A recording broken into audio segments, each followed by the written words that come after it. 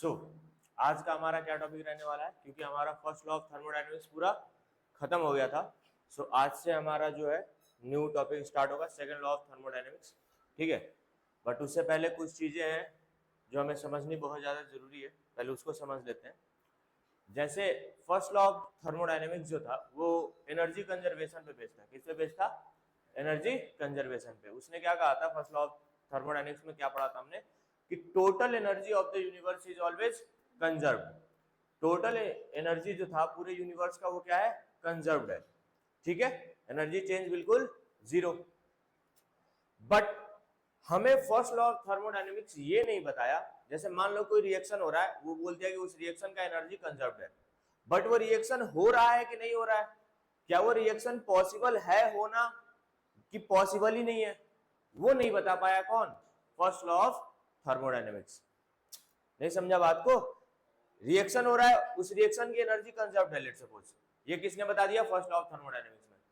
But वो reaction होगा कि नहीं होगा ये तो पता ही नहीं हमें, तो ये किसने बताया? सेकेंड लॉ ऑफ थर्मोडायनेमिक्स में। अब वो रिएक्शन होगा या नहीं होगा, उस चीज के लिए जो सबसे पहले हमारी जो टर्म आती है वो आती है स्पॉन्टेनिटी।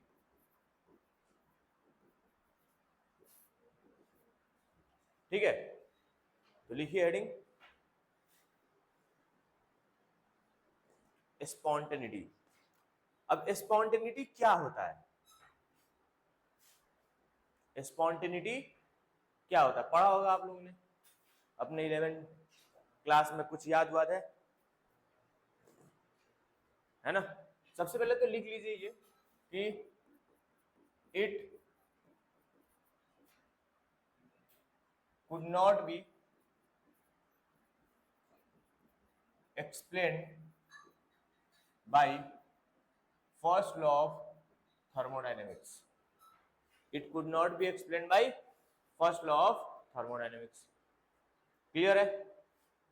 ठीक है, तो स्पॉन्टेनिटी का मतलब सिर्फ ये होता है कि कौन सी चीज खुद से हो जाए, कौन सी चीज खुद से हो जाए। Spontaneity means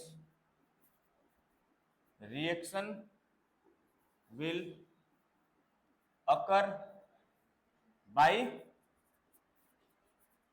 itself. समझ में आया? अब रिएक्शन दो टाइप का होता है। स्पॉन्टेनिटी के बेसिस पे रिएक्शन को हम लोग दो टाइप में डिवाइड करते हैं। पहला एक स्पॉन्टेनियस रिएक्शन और दूसरा एक non spontaneous reaction.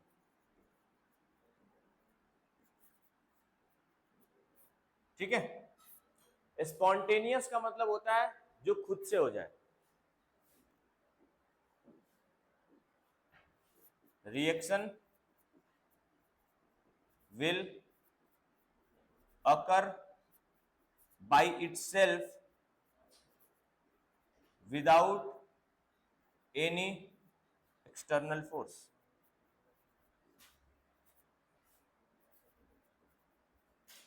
Constant external force, ये ध्यान रखिएगा, या फिर ऐसे समझो। कांस्टेंट एक्सटर्नल फोर्स जो मैंने लिखा था उसका मतलब ये था कि मतलब कॉन्स्टेंटली नहीं देना पड़ रहा है। मतलब अगर एक्सटर्नल फोर्स लगा भी रहे हैं तो एक बार लगा दिया, उसके बाद वो प्रोसेस ऑटोमेटिक हुए जा रहा है, हुए जा रहा है। समझ में आ रहा है? वही अगर मैं बात करूं नॉन स्पॉन्टेनियस रिएक्शंस का, तो क्या? Reactions will not occur by itself। reaction will not occur by itself, but it starts after giving them external force regularly. Regularly मतलब कि दिए जा रहे हैं। जैसे एक कांस्टेंट एक्सटर्नल फोर्स देना बंद किए, वो रिएक्शन भी क्या हो गया? बंद हो गया। ठीक है, समझ में आ रहा है? अब थोड़ा सा एग्जांपल्स की बात करूं अगर मैं स्पॉन्टेनियस रिएक्शंस की, है ना, तो जैसे क्या हो गया, इवेपोरेशन, क्या खुद से होता है या कोई कराता है? खुद से होता है। मेल्टिंग ऑफ आइस, क्या खुद से होता है या कोई कराता है? खुद से होता है। अब मेल्टिंग ऑफ आइस का भी एक कंडीशन है कि melting of ice at 1 degree Celsius, 2 degree Celsius, at 25 degree, समझ में आ रहा है? बट वही अगर मैं बात करूं नॉन स्पॉन्टेनियस रिएक्शन की, तो सेम सिनेरियो ले लूं, मेल्टिंग ऑफ आइस, बट मैं टेम्परेचर चेंज कर दूं -1 डिग्री सेल्सियस या -25 डिग्री सेल्सियस। अब बताओ ये प्रोसेस स्पॉन्टेनियस हो गया कि नॉन स्पॉन्टेनियस? नॉन स्पॉन्टेनियस, क्योंकि -25 डिग्री सेल्सियस पे आइस खुद से मेल्ट नहीं होगा। आइस मेल्ट कब होगा? 25 डिग्री सेल्सियस। क्लियर है? एग्जांपल्स देख लीजिए।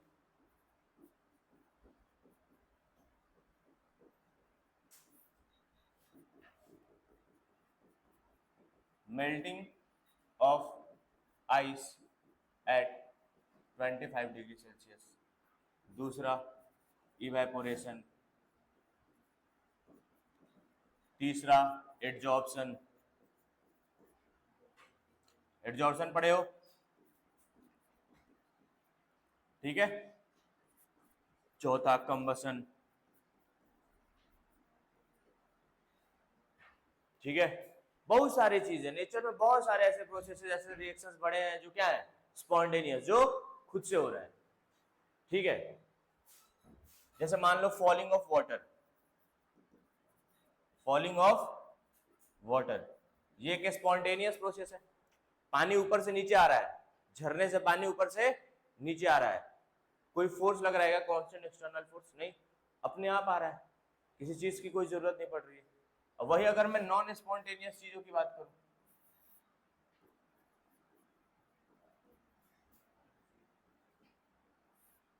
तो यही सेम चीज क्या हो जाएगा, melting of ice, melting of ice at -25 degree Celsius. अब बताओ ये खुद से हो जाएगा? नहीं होगा। समझ में आया? और लिख लो, जैसे गोइंग ऑफ वाटर, या फिर ऐसे लिखो transfer of water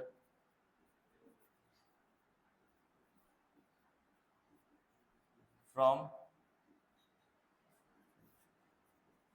ground level to upper level.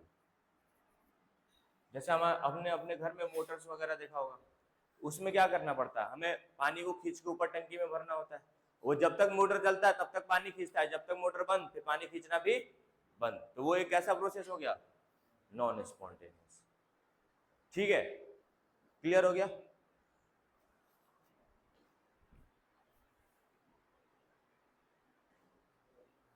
चलिए आगे समझते हैं। नेक्स्ट हेडिंग लिखिए आप लोग, cause of spontaneity. Cause of spontaneity. ठीक है। तो सबसे पहला कॉज आता है डिक्रीज इन पोटेंशियल एनर्जी। क्या है cause? Decrease in potential energy. जैसे फॉलिंग ऑफ वाटर, क्या उसमें पोटेंशियल एनर्जी डिक्रीज हो रहा है? जैसे हाइट मैक्सिमम रहता है तो पोटेंशियल एनर्जी भी मैक्सिमम, और जैसे जैसे हाइट कम होते रहता है वैसे वैसे क्या होता है, पोटेंशियल एनर्जी मिनिमम। तो डिक्रीज इन पोटेंशियल एनर्जी जहां भी हो रहा होगा वहां पे भी वो प्रोसेस किधर की तरफ जा रहा होगा, स्पॉन्टेनियस। क्लियर है?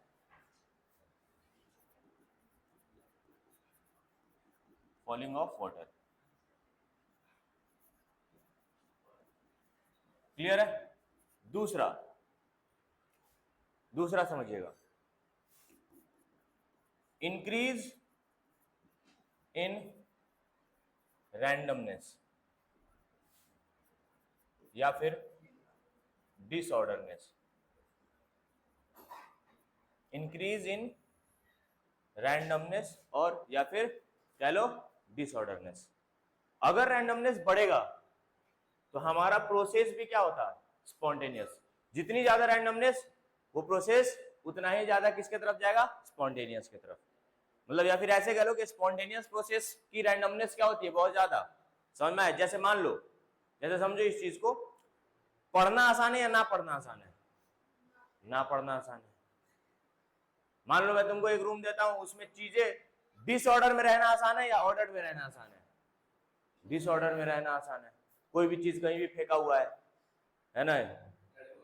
नहीं, किसी को भी मैं बोल रहा हूं, है ना, कोई भी चीज कहीं भी फेंकी हुई है, समझ में आया? तो क्या हुआ, रैंडमनेस, रैंडमली चीजें बिखरी हुई हैं। तो क्या करना ज्यादा आसान है? डिसऑर्डर में रहना ज्यादा आसान है। समझ में आया? और डिसऑर्डर क्योंकि वो खुद ही हो जाता है। तुम समझो ना, रूम का बिखरा हुआ होना ज्यादा पॉसिबिलिटी है या कि रूम का अरेंज होना ज्यादा पॉसिबिलिटी है? बिखरा हुआ। तो दैट्स वाई जहां पे भी रैंडमनेस या डिसऑर्डरनेस बढ़ता है तो वहां पे भी वो प्रोसेस कैसा कहलाता है, स्पॉन्टेनियस। ठीक है। अब स्पॉन्टेनिटी को मेजर करने के लिए हमारे पास, स्पॉन्टेनिटी को मेजर करने, कैसे पता करें कौन सा प्रोसेस स्पॉन्टेनियस है और कौन सा प्रोसेस नेचर में नॉन स्पॉन्टेनियस है, रिएक्शन स्पॉन्टेनियस है, नॉन स्पॉन्टेनियस है। सो इन स्पॉन्टेनिटी टू मेजर, या फिर ऐसे लिख लो,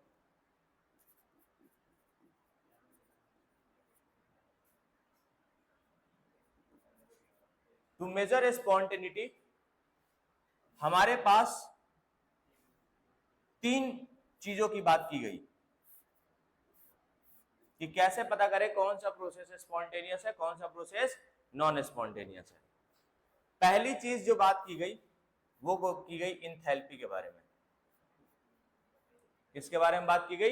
इंथैल्पी, डेल्टा एच। दूसरी बात की गई इंट्रोपी, डेल्टा एस। और तीसरी बात की गई गिब्स फ्री एनर्जी,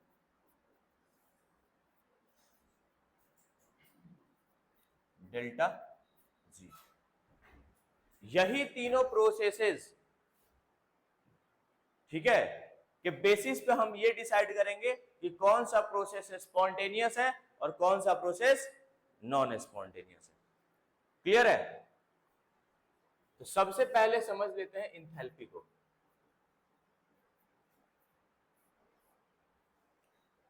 अब इंथैल्पी में क्या हुआ, इंथैल्पी क्या होता है? Change in heat. जैसे देखो, डेल्टा एच से इसको जैसे डिनोट करते हैं, तो क्या पता लगाया गया कि जो भी प्रोसेसेस, अब हीट क्या होगा, या तो एब्जॉर्ब, या तो हीट क्या होगी, रिलीज्ड। और अगर हीट रिलीज हुआ तो डेल्टा एच कैसा हो जाएगा, नेगेटिव। और अगर हीट एब्जॉर्ब हुआ तो डेल्टा एच कैसा हो जाएगा, पॉजिटिव। क्लियर है? तो अगर हीट एब्जॉर्ब हो रहा है तो वो प्रोसेस कैसा होगा, स्पॉन्टेनियस। सॉरी, अगर हीट एब्जॉर्ब हो रहा है तो प्रोसेस कैसा होगा, नॉन स्पॉन्टेनियस। और अगर वो हीट रिलीज कर रहा है तो प्रोसेस कैसा हो गया, स्पॉन्टेनियस। हीट रिलीज का मतलब क्या, अब मानो मेरे पास बहुत ज्यादा एनर्जी है मेरे बॉडी में, तो मैं क्या करूंगा, चारों तरफ दौड़ दौड़ के जाके फिर लास्ट में जाके बैठ जाऊंगा, स्टेबल हो जाऊंगा। अगर मेरी बॉडी से सारा हीट निकल गया तो, अगर एनर्जी रिलीज होती है तो चीजें क्या हो जाती हैं, स्टेबल। समझ में आया? तो जितनी भी चीजों में हीट रिलीज होता था वो सारे प्रोसेस कैसे कहलाते थे, कैसे कहलाते हैं, स्पॉन्टेनियस। और जहां पे हीट एब्जॉर्ब हो वो प्रोसेस कैसे कहलाते हैं, नॉन स्पॉन्टेनियस। क्लियर है? बट क्या हुआ कि पता लगा कि हर एक वो प्रोसेस जहां हीट रिलीज होती है वो स्पॉन्टेनियस नहीं। अच्छा, हीट रिलीज मतलब कौन सा प्रोसेस है, एक्सोथर्मिक। कैसा प्रोसेस या कैसा रिएक्शन, एक्सोथर्मिक रिएक्शन। और जहां हीट एब्जॉर्ब वो कैसा रिएक्शन, एंडोथर्मिक। तो हमने कहा कि एक्सोथर्मिक रिएक्शंस कैसे होते हैं, स्पॉन्टेनियस, और एंडोथर्मिक रिएक्शंस कैसे होते हैं, नॉन स्पॉन्टेनियस। बट बाद में क्या पता चला, बाद में ये पता चला कि बहुत सारे एंडोथर्मिक रिएक्शंस भी कैसे हैं, स्पॉन्टेनियस। बहुत सारे एंडोथर्मिक रिएक्शंस भी कैसे हैं, स्पॉन्टेनियस। जैसे evaporation of water, evaporation of water कह लो या लिक्विड कह लो, वो क्या खुद से होता है या कोई कराता है? पानी, एक बाल्टी पानी को ले जाके तुम धूप में रख दो, क्या अपने आप इवेपोरेट हो जाएगा? तो प्रोसेस कैसा है? एंडोथर्मिक। क्यों? क्योंकि हीट को क्या कर रहा है? एब्जॉर्ब कर रहा है, फिर वो वेपर में कन्वर्ट हो रहा है। तो प्रोसेस कैसा हुआ? एंडोथर्मिक। लेकिन हो तो खुद से रहा है, विदाउट एनी एक्सटर्नल फोर्स हो रहा है, दैट्स व्हाई वो कैसा हो जाएगा? स्पॉन्टेनियस। समझ में आया? तो इसके ड्रॉबैक्स क्या निकले?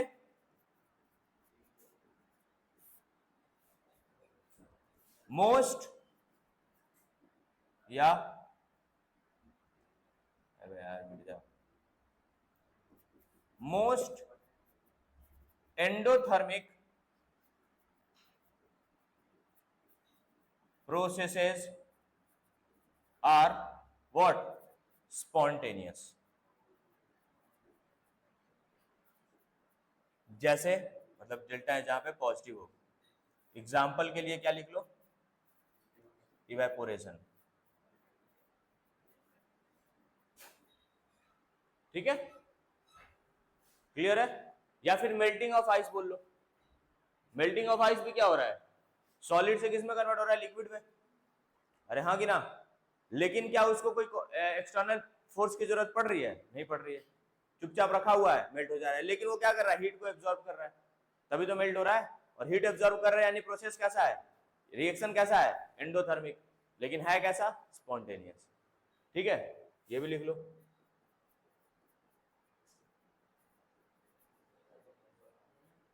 Melting of ice. क्लियर है? नेक्स्ट जो आता है हमारा प्रोसेस, वो आता है एंट्रोपी।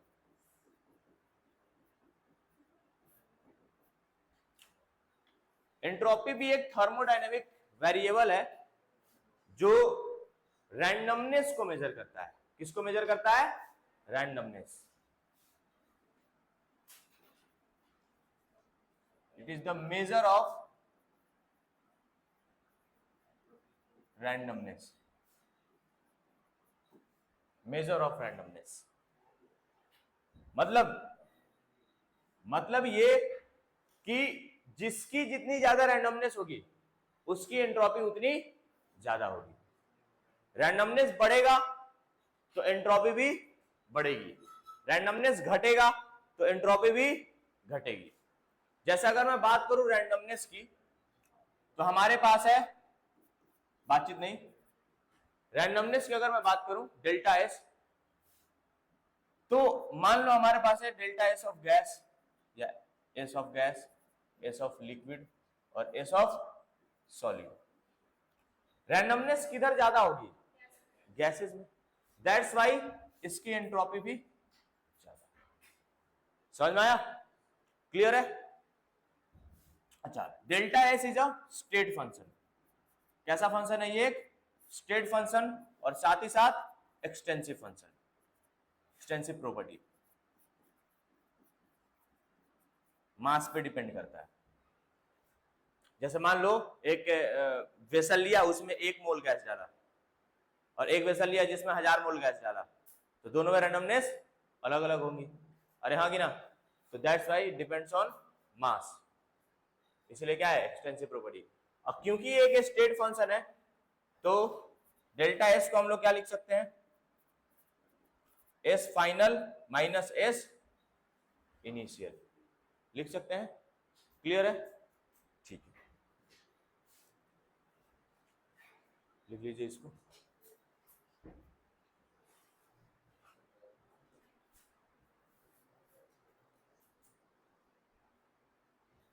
चलो, क्लियर हो गया होगा आई थिंक इतना। इसका मतलब ये सर कि अगर रैंडमनेस बढ़ रही है,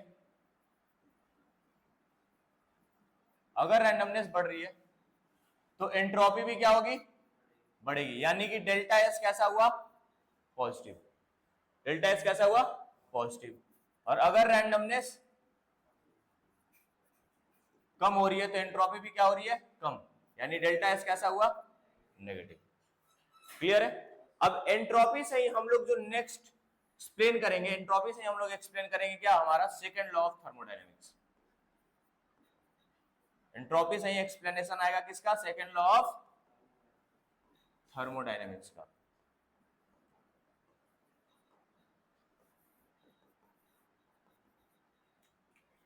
सेकेंड लॉ ऑफ थर्मोडायनेमिक्स क्या बोलता है कि entropy of universe is always increasing. Universe की एंट्रोपी हमेशा क्या होगी, बढ़ेगी, कम नहीं होगी, हमेशा क्या करेगी, बढ़ेगी। अगर एंट्रोपी बढ़ रहा है यूनिवर्स का, यानी कि कहने का मतलब क्या कि जो हमारे यूनिवर्स का रैंडमनेस है वो हमेशा क्या करेगा, बढ़ते रहेगा। क्या करते रहेगा, बढ़ते रहेगा। अब समझो इस चीज को, entropy of universe always increasing यानी रैंडमनेस बढ़ रहा है, इसका मतलब, अच्छा एक बात बताओ, अगर मैं यूनिवर्स की बात कर रहा हूं, किसकी बात कर रहा हूं, यूनिवर्स की, तो यानी कि जैसे मान लो ये एक सिस्टम है हमारा और ये हो गया उसका सराउंडिंग, तो सिस्टम और सराउंडिंग यूनिवर्स में आ जाता है, बाउंड्री कहीं नहीं आता है। फिर अगर मैं यूनिवर्स की बात करूं तो बाउंड्री नाम की कोई चीज नहीं बचेगी हमारे पास, सिस्टम और सराउंडिंग क्या आ जाएगा, यूनिवर्स के अंदर ही। तो यानी कि क्या हम ये कह सकते हैं कि अगर हमारी यूनिवर्स की एंट्रोपी बढ़ रही है, यानी जो डेल्टा एस टोटल है यूनिवर्स का वो क्या होगा, ग्रेटर देन 0, और डेल्टा एस टोटल में क्या आ जाएगा, डेल्टा एस सिस्टम,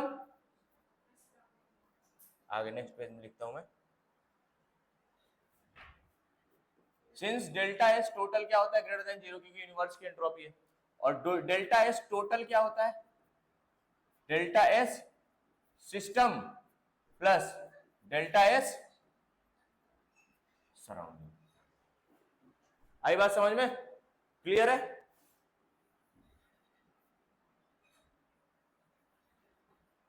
लिखिए इसको,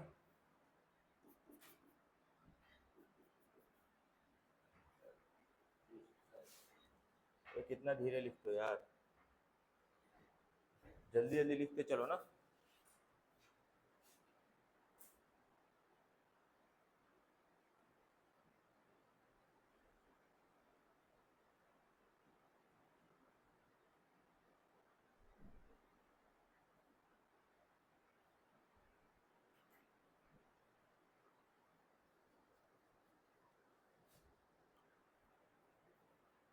हो गया, चलो अब आ जाओ, नोट करके यहीं पे एक पॉइंट लिखिए, ऑल प्रोसेसेस या all processes in universe are irreversible. Irreversible कहने का मतलब क्या सर, कि हर एक प्रोसेस यूनिवर्स में क्या हो रहा है, एक फाइनाइट टाइम में हो रहा है।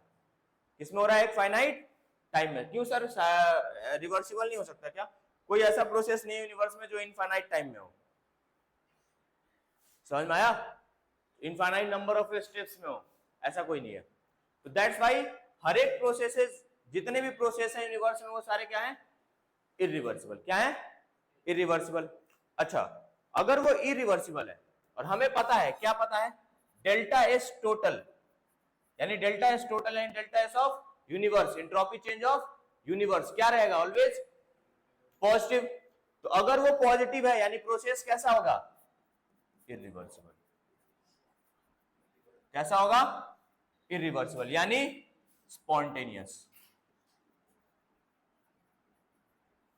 हाँ कि ना, यही अगर मैं बात करूं, डेल्टा एस टोटल अगर लेस देन 0 आ जाए तो यानी वो प्रोसेस कैसा हो जाएगा, रिवर्सिबल, यानी कि नॉन स्पॉन्टेनियस।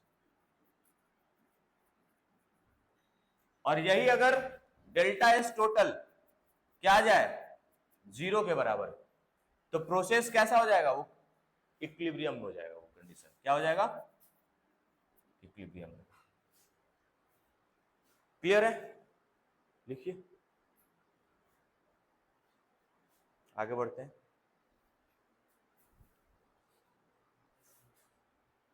चलिए next, calculation of delta S, entropy change. तो जो हमारा डेल्टा एस आता है वो आता है integration D Q upon T. क्या आता है? Integration D Q upon T. Clear है? और डेल्टा एस एक स्टेट फंक्शन है, इसलिए S2 minus S1, S2 minus S1 लिख सकते हैं, कोई दिक्कत वाली बात नहीं।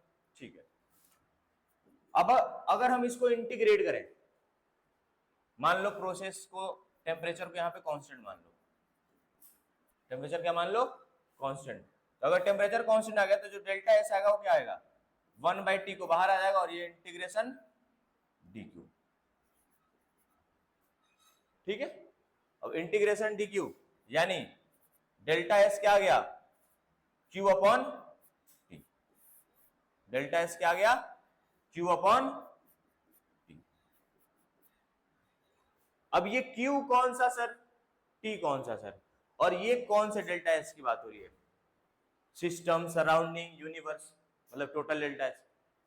q भी सिस्टम का, सराउंडिंग का, या फिर जो टेम्परेचर है वो भी सिस्टम का या सराउंडिंग का? किसका बात हो रहा है बताओ? क्या चीज का सिस्टम? कौन सा सिस्टम? q के बारे में बोल रहे हो, टेम्परेचर के बारे में बोल रहे हो, या डेल्टा एस के बारे में बोल रहे हो? बोलो। और टेम्परेचर? डेल्टा एस भी किसका है? ये सिस्टम का। q भी किसका है? ये। और टेम्परेचर भी किसका होगा? ये सिस्टम। ठीक है, अब जरा एक चीज को समझो। मान लो मैं कह रहा हूं यूनिवर्स की बात कर रहा, अगर मैं टोटल डेल्टा एस, तो ये हो गया अपना सिस्टम और ये हो गया अपना सराउंडिंग। मैं कह रहा हूं सिस्टम अगर मान लो हीट लूज करके दे रहा है किसको? सराउंडिंग को। अगर यूनिवर्स में सिस्टम से हीट लूज कर रहा है तो किधर जाएगा? सराउंडिंग उसको एब्जॉर्ब कर लेगा। अरे हाँ कि ना? तो यानी कि क्या? Q of system equals to negative Q of surrounding.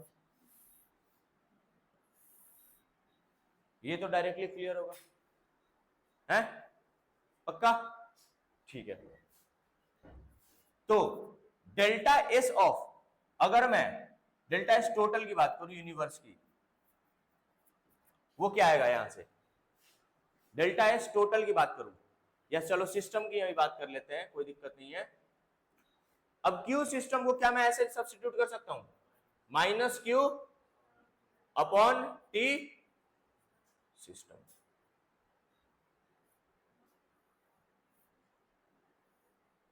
Clear है? ठीक है,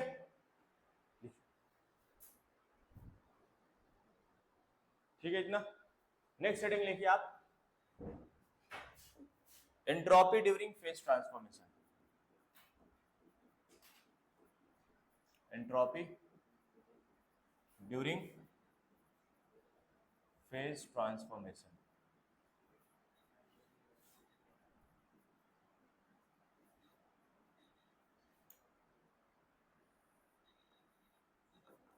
फेज ट्रांसफॉर्मेशन के वक्त एंट्रोपी का क्या सीन है? जैसे मान लो फेज ट्रांसफॉर्मेशन की बात करूं तो X लिक्विड से इक्विलिब्रियम कंडीशन पे कन्वर्ट हो रहा है X गैस यानी वेपर। इस वक्त इसको क्या बोलेंगे? Boiling point. क्या बोलेंगे? बॉइलिंग पॉइंट बोलेंगे। ठीक है, इस पॉइंट को। नेक्स्ट, इसको डेल्टा एच ऑफ वेपराइजेशन भी बोलेंगे, पढ़े होगे। ठीक है, तो हमें पता है डेल्टा एस क्या होता है? Q upon T. Q upon T. और अगर हम लोग इसको सब्स्टिट्यूट करते हैं तो ये जो हीट आ रहा है वेपराइजेशन के फॉर्म में, तो delta H vaporisation upon temperature. इससे एक सवाल भी आ रखा था जेईई में एक बार, इसकी और इसकी वैल्यू दे रखी थी, डेल्टा एच पूछा था।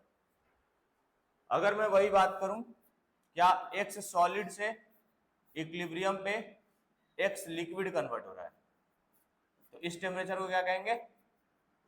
Melting point. और यहां पे अगर मैं बात करूं तो delta S fusion, delta H fusion. तो जो डेल्टा एस आएगा वो क्या आ जाएगा? Delta H fusion upon T. Clear है?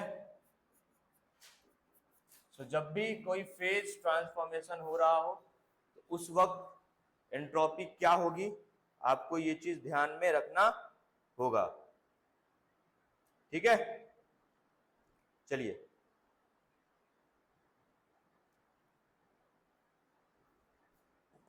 जैसे मैंने एक चीज बताया था ना कि melting of ice at 25 degree Celsius is a spontaneous process and melting of ice okay at -25 degree Celsius is non spontaneous process. उस चीज को आप प्रूव भी कर सकते हो।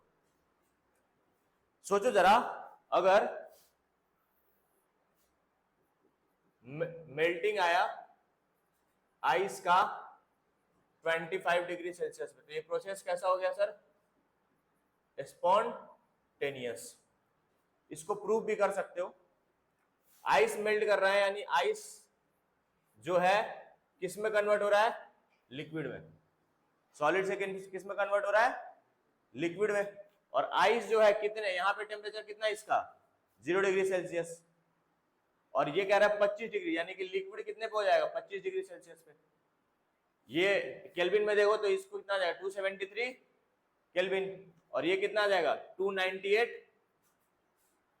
केल्विन आ जाएगा। देखो मैं प्रूफ कर रहा हूं कैसे। तो हमें पता है कि हमारा जो डेल्टा एस आएगा वो क्या आएगा? Q upon T.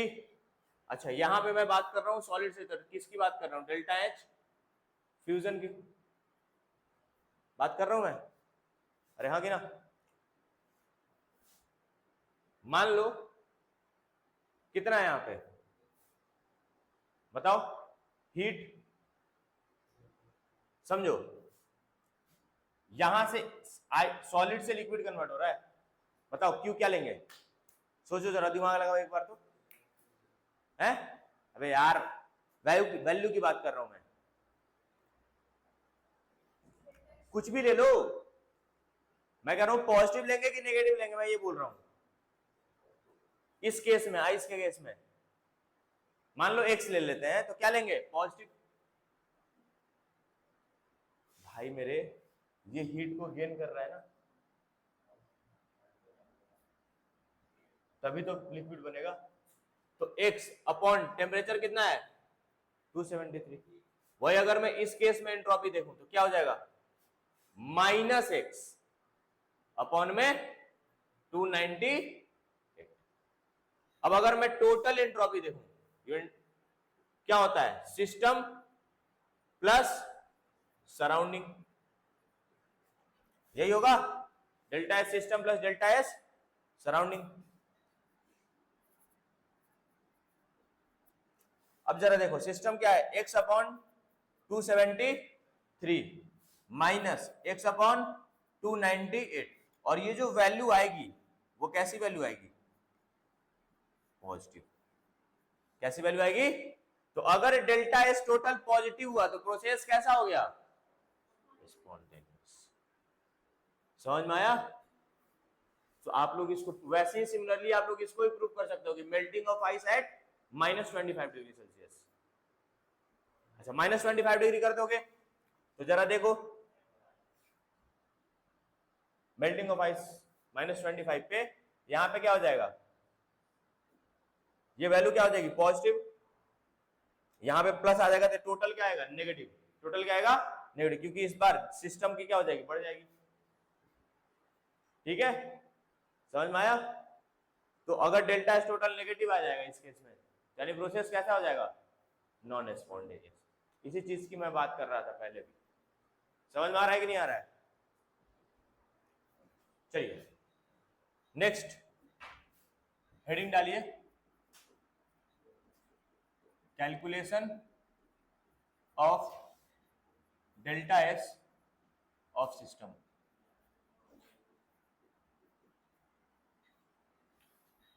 ठीक है, चलिए इसका प्रूफ के साथ, डेरिवेशन के साथ हम लोग देखेंगे। डेल्टा एस क्या है हमारे पास? इंटीग्रेशन dq अपॉन टी, यही है।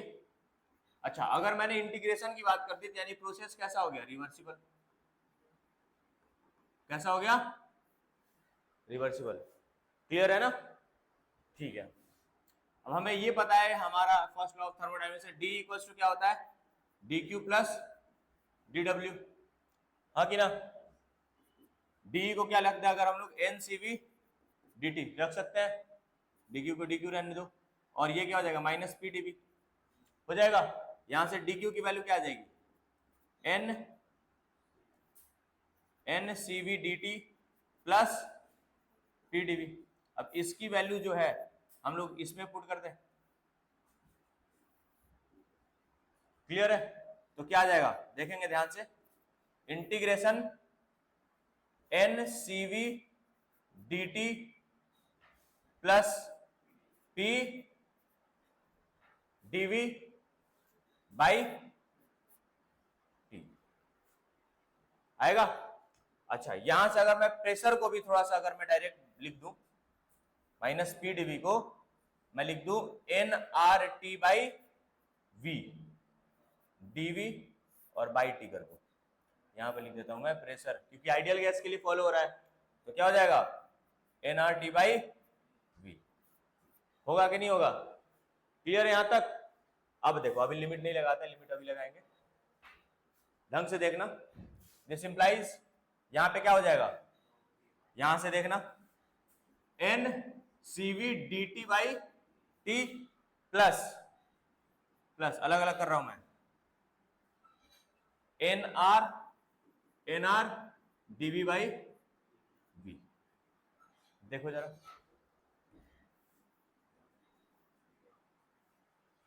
बोलो, अरे भाई ये T और ये T कट जाएगा ना, इधर आएगा तो ठीक है। अब इसका लिमिट अगर TT है तो क्या T1 से T2, और इसका V1 से V2, तो क्या आएगा delta S, NCV ln T2 by T1 plus NR ln V2 by V1। और ये किसका है, डेल्टा S, सिस्टम का। आई बात समझ में, ये आपको ध्यान रखना है,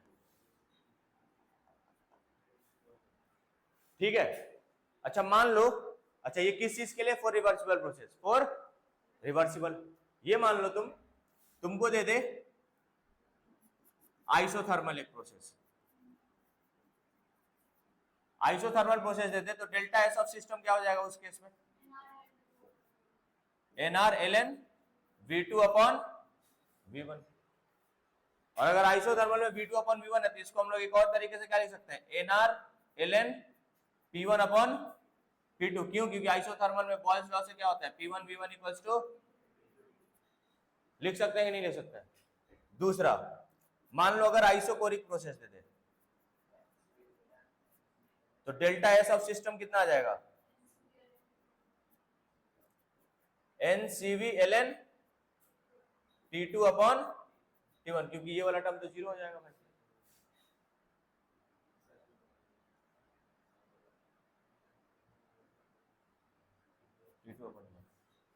आइसोथर्मल में टेम्परेचर है वाला टर्म जीरो, आइसोकोरिक में वॉल्यूम वाला टर्म जीरो। तीसरा सिनेरियो, मान लो अगर तुमको आइसोबेरिक प्रोसेस दे दे, क्या दे दे, आइसोबेरिक, तो उस वक्त डेल्टा एस ऑफ सिस्टम क्या आ जाएगा हमारा, NCV ln T2 by T1 plus NR ln V2 by V1। क्या यही रहेगा, हाँ कि ना, क्लियर है। सेम अगर एडियाबैटिक प्रोसेस दे दे तो भी यही रहेगा, या चेंज होगा, बोलो, सोचो जरा तो एडियाबैटिक प्रोसेस का,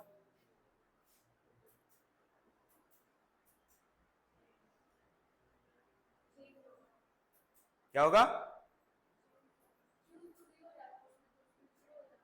आइसोबेरिक में भी एक फॉर्मूला आएगा बट वो यहीं से आएगा,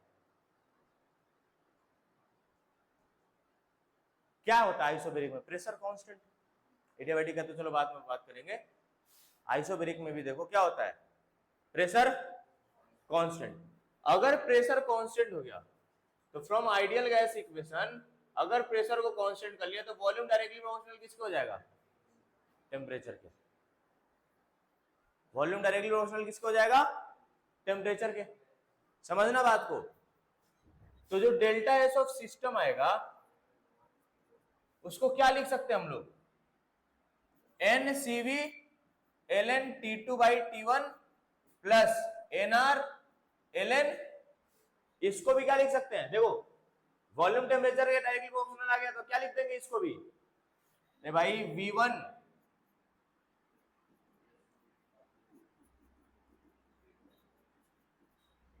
तो इसको लिख सकते हैं ना T2 बाई T1।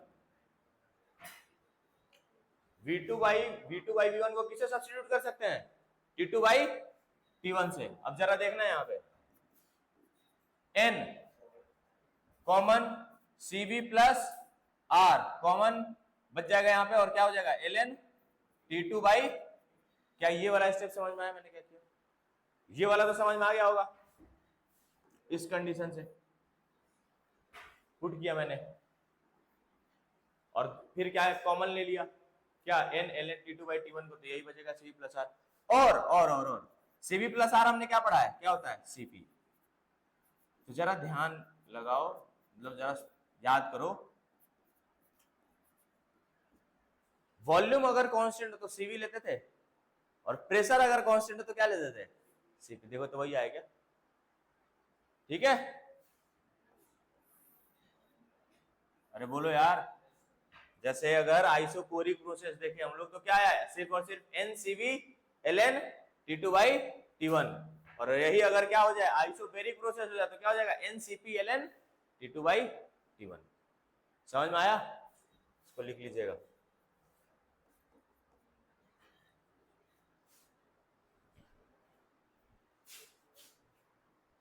ठीक है, और ये सारी चीजें किसके बारे में बात कर रहा हूं मैं?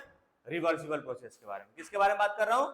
रिवर्सिबल। अच्छा मान लो अगर तुमसे ये पूछ दे इरिवर्सिबल प्रोसेस, या फिर ऐसे समझो, मान लो एक कंडीशन सिनेरियो सोचो कि A से B जा रहे हो रिवर्सिबली